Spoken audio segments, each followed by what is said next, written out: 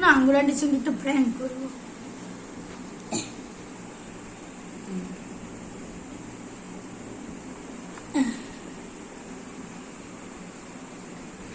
এবারে কলগেট দিয়ে দিয়েছি, এবারে আঙ্গুর আন্টির সঙ্গে প্র্যাঙ্ক করবো। এটা ফ্রিজে রেখে দিই, চলো।